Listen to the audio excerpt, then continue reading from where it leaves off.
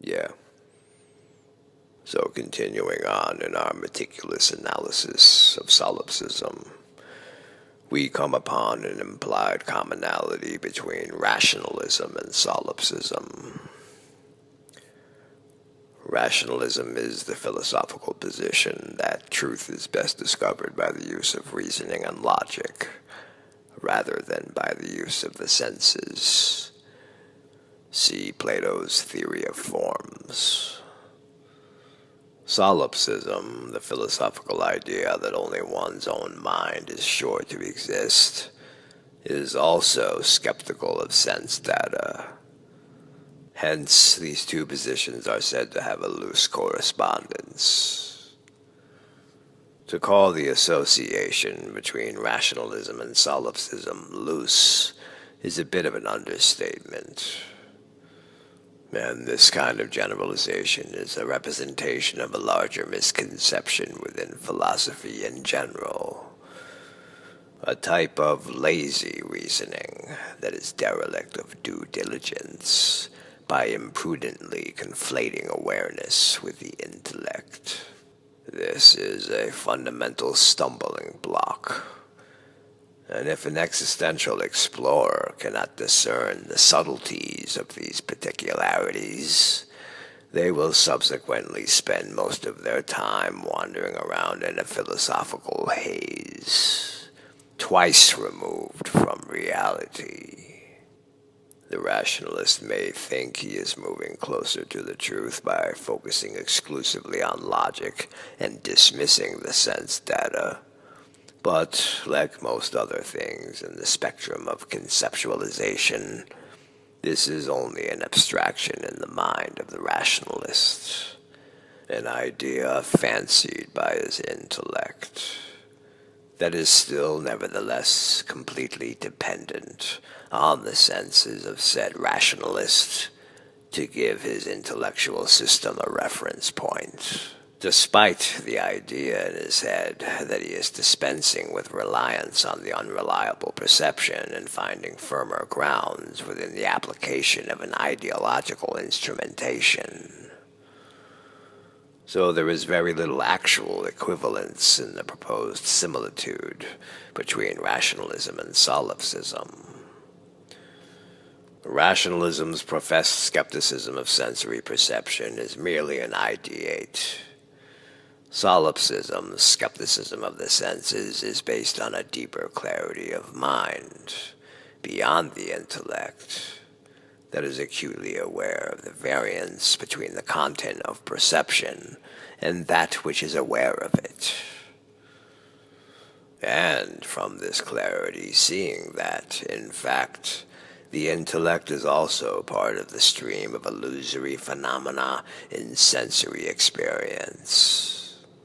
Rationalism seemingly cannot grasp these distinctions, but envisions that it is somehow taking a more reliable, pragmatic approach by imagining that its organizational abstractions are a more well-founded means to the truth than on the stream of experiential phenomena on which the abstractions are based.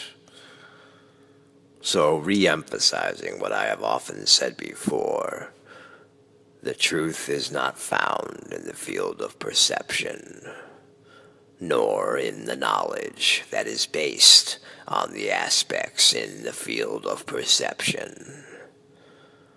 Rationalism imagines that there can be some type of knowledge independent from the senses, but this is folly, as every bit of the intellect is formulated on the information garnered through the sensory perception.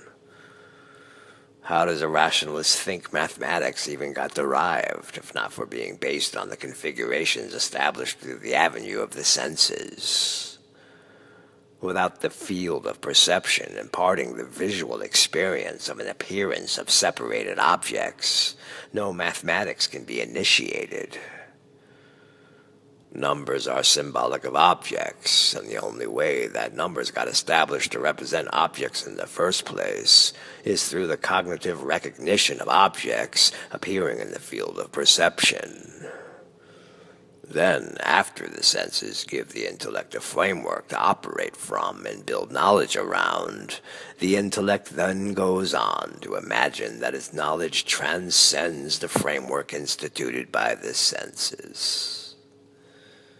Yes, the intellect trims the fat. The idea that abstractions are more tight and organized than the sloppy senses. This is how abstractions become reality. It's reality by proxy.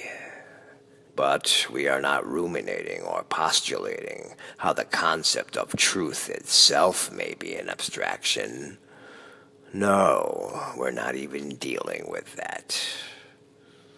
We are searching for the truth with the standard that any real truth, to be a truth, must hold true independent of the thoughts. What remains true when the intellect has become subdued? So to clear up any possible confusion related to Platonic idealism, it isn't that the truth is an abstraction, but that false chosen assumptions taken as truths are abstractions. The idea of a perfect triangle existing as an eternal ideal independent of the mind and its phenomena is just that, an idea. The awareness that is aware of the concept of a perfect triangle, imagined to be existing eternally in an ideal quintessence, is the only absolute truth that is ever present, all-pervading, and remains true beyond all appearances. It is awareness itself. Everything else is conditional. Thus, rationalism always takes its cue from the information translated through the senses, no matter how you slice it. Yet, the rationalist still likes to think that there are significant ways in which concepts and knowledge are gained independently of sense experience. But see, that's the thing. He likes to think of it that way. In other words, it's all just abstractions. The notion that logic leads to a purer form of truth is just an idea, not a reality. If anything, logic leads to a more diluted form of the truth, because it is not dealing with reality, but only with symbols and representations of reality in the intellect. And even these representations do not symbolize actual reality, but are in fact representing only illusory phenomena. Hence, taking the symbols and representations in the intellect as reality is how a delusional mindset is fostered. This is how something like Platonic idealism gained traction, and perhaps unintentionally wound up being supportive of mind-independent reality, despite its strong basis in the realm of the mind. As Plato taught that ideals are ultimately real and different from non-ideal things, arguing for a distinction between the ideal and non-ideal realm, proposing that universals exist independently of particulars. This emphasis on the idea of, quote, real and of existing particulars ends up reinforcing a false dichotomy. And much the same can be said about rationalism, whose false dichotomy sets up a separation between perceptions and the intellect. And this is a counterproductive exercise, as it inevitably reinforces objectivity and realism rather than mind-dependent reality and idealism.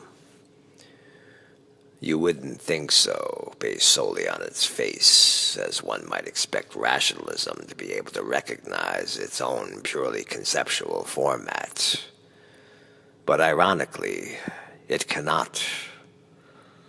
Instead, it ends up founding its abstractions on the faulty premise that the mind, the senses, and physicality are separated factors. And this is a fortification of falsehood, not the truth. And this strikes to the heart of the real underlying issue at hand. Realism versus the interconnectivity of reality and the mind. The main difference being realism is an assumption. Idealism is what's already the case, before any assumption. If rationalism cannot trust the senses, then it certainly cannot trust physicality, as physicality is just an appearance expressed through the medium of the senses. So if the senses cannot be trusted, how can rationalism assume the outside world is a given? I don't think it can. Not even for the sake of argument. It has no grounded reason to do so. It makes much of its choices seem very arbitrary. It chooses to discount feelings and emotions, and chooses to discount the senses, and yet also chooses to assume the existence of an external world. Based on what? Doesn't seem to be entirely consistent, as none of these aspects are islands unto themselves. And so what might these chosen assumptions be established on? Surely not pure conceptualization, as pure conceptualization finds its ground in a sort of symbiotic relativity with sensations and the stream of perception.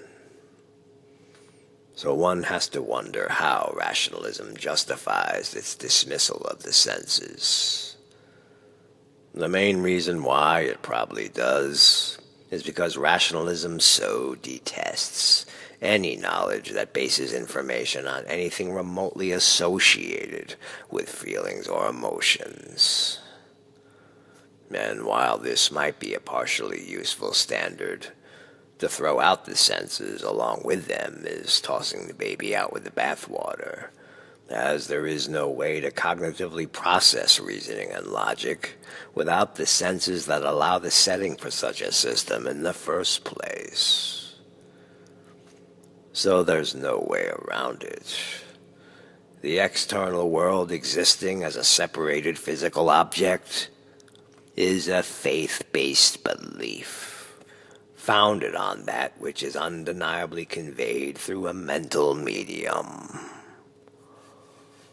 If you think logic is more reliable than the senses, then logic has to be twice as reliable than the perception of an external world, and logic should rightfully be just as skeptical about it. Rationalism is actually closer to idealism and hence solipsism in the grand scheme of things. And the main reason why solipsism and rationalism should be said to have an association is because they are both positions within the spectrum of the mind, not because they are both skeptical about the senses. That's a secondary reason. So rationalism is adjacent to solipsism, yet for some reason still chooses to identify and associate itself with ideas like materialism, objectivity, and realism. Why? I guess we'll never know. Rationalism is seemingly still a bit insecure. It's going through a bit of a confused identity crisis.